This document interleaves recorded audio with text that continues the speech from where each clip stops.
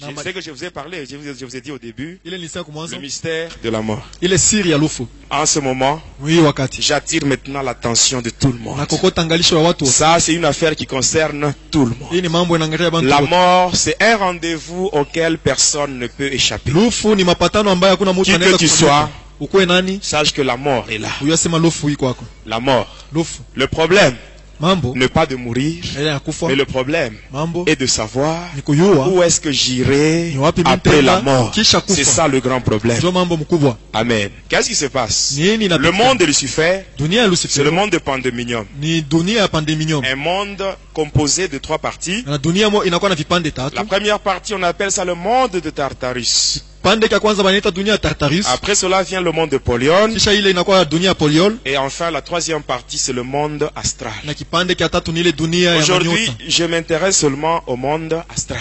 Hapa tumilangalia tu kwa ile dunia ya le monde astral, ile dunia ya manyota, c'est l'endroit où vont tous ceux-là qui meurent loin de Christ, c'est-à-dire dans le péché. Quand je vous parle de ce monde-là, moi que vous voyez, j'étais là. J'avais vu ce monde. Et c'est horrible. Le monde astral, quand j'étais là, c'est un monde qui est aussi divisé en 3 parties. La première partie, c'est ce qu'on appelle monde astral quartier esclave.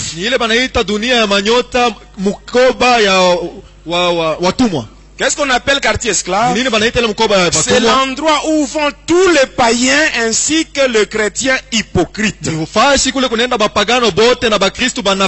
Tous les chrétiens hypocrites ainsi que les païens, ils se rendent là-bas après leur mort. Qu'est-ce qui se passe, mes bien-aimés?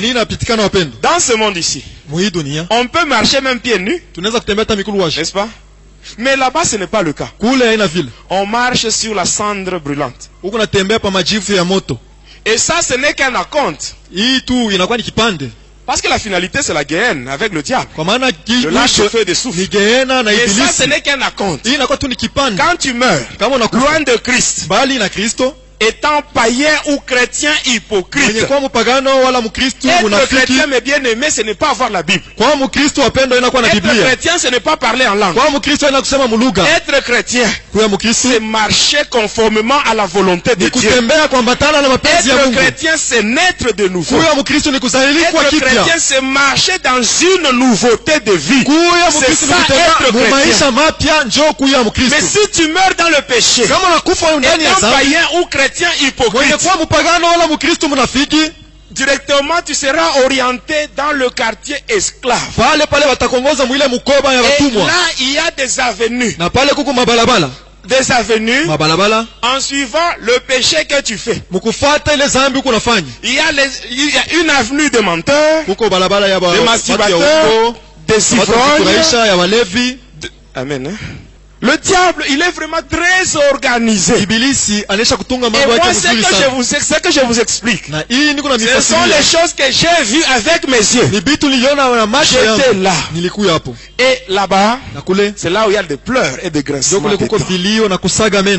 En fonction du péché que tu fais, sache qu'il y a déjà une avenue qui est déjà attribuée pour toi. Tu peux te dire, moi je suis menteur, je suis impudique, maintenant j'irai dans quelle avenue? Sache que parmi les péchés que tu fais, il y en a un qui dépasse les autres. C'est que toi-même tu appelles mon péché chéri. C'est que tu ne confesses pas. Tu arrives devant un homme de Dieu, tu parles, tu fais ta confession, et tu dis ça c'est pour moi, ça c'est pour moi. Ce que tu gardes là, c'est ce qui va te donner une avenue. Après le quartier esclave, vient la deuxième partie du monde astral. C'est la fournaise de Lucifer. J'avais vu un grand lac. Un grand lac de feu. Et quand j'étais là, c'est un département qui est contrôlé par Lucifer lui-même. Et quand j'étais là, je voyais une fumée qui sortait. Et il y avait des gens qui pleuraient. Mais qui sont ces gens que j'avais trouvés là? Ce sont des vrais chrétiens.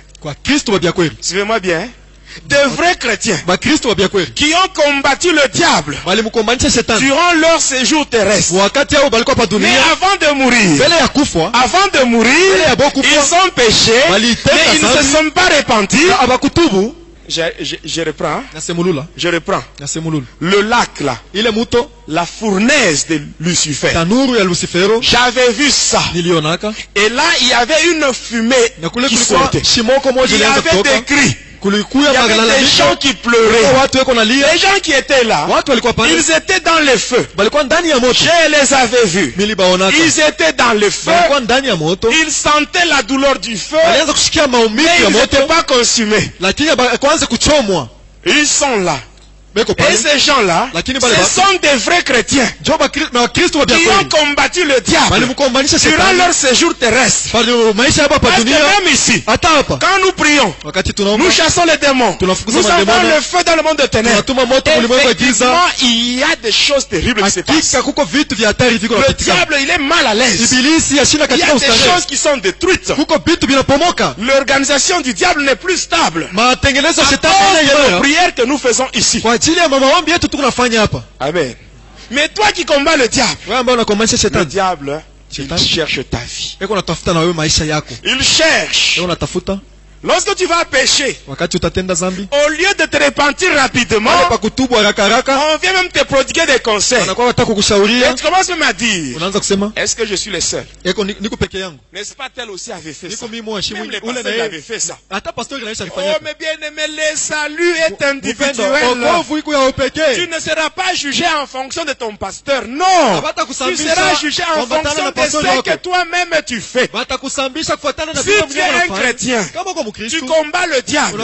Tu détruis les œuvres du diable par tes prières. Si quelque part tu te rends compte que tu as péché, il faut faire vite. Tu dois te repentir. Tu demandes la sanctification. Tu te répands et tu demandes le sang de Jésus pour être sanctifié. Mais si tu ne fais pas ça, toi qui combattais le diable, toi qui as déjà régressé, sache que c'est le diable qui fait ça. La Bible dit ceci. Que ceux qui se sanctifient davantage. Mais toi tu combattais le diable. Regarde maintenant aujourd'hui comment tu as régressé. Regarde comment tu as régressé. C'est le diable qui fait ça pour t'éloigner de Dieu afin de te tuer. Et quand il va te tuer, toi tu n'iras pas dans le quartier esclave. Mais toi c'est la fournaise qui t'attend. Tu es là. Regarde la manière dont tu servais Dieu et la manière dont tu le sers maintenant. Tu dois te rendre compte que tu as beaucoup régressé. Ça c'est le diable qui fait ça. Pendant que tu es en train de régresser, le diable aura maintenant accès à ta vie et il te prend. Tu vas là. Tu te souviendras de moi, hein? Mais ça sera trop tard. Ça sera trop tard. Et le dernier endroit, c'est ce qu'on appelle le séjour de mort. C'est-à-dire au monde astral, séjour de mort. C'est là où vont tous les êtres humains qui ont travaillé pour le diable en âme et conscience. Sorciers, magiciens, rosicruciens, catcheurs. Quand tu meurs, le diable ne va pas te remercier. Il ne va pas dire comme toi tu as offert 200 personnes, ça va. Ce n'est pas ça. Ce n'est pas ça. Il te prend. Hein? Tu vas maintenant dans une cellule. Et là, il y a plusieurs cellules. Dans chaque cellule, il y a une personne avec des chaînes et un gros cadenas au niveau de la bouche. Moi, quand j'étais là, j'ai vu le président Mobutu. Je l'ai laissé là avec ses chaînes et un cadenas. J'ai laissé beaucoup de gens. Luambo Makiadi, Pépé Calais, tous ces gens-là, ils sont dans le monde astral enchaînés avec des cadenas. Et la liste est vraiment longue, je ne saurais pas vous donner. La liste est très longue. Amen, amen. Amen. Le monde astral. Dunia ya manyota. Maintenant, qu'est-ce qui se passe quand une personne meurt? Nini inapitikana wakati mtu anakufa? Si une personne meurt, kama mtu anakufa, on lave son corps, bananausha mwili yake, on le met dans le cercueil, banamweka msanduku, et là on l'oriente, on l'oriente vers le cimetière. On va l'enterrer. Qu'est-ce qui se passe? Vous êtes en route. Vous allez au cimetière. Vous allez enterrer quelqu'un. Et les gens pleurent. Ceux-là qui sont éprouvés.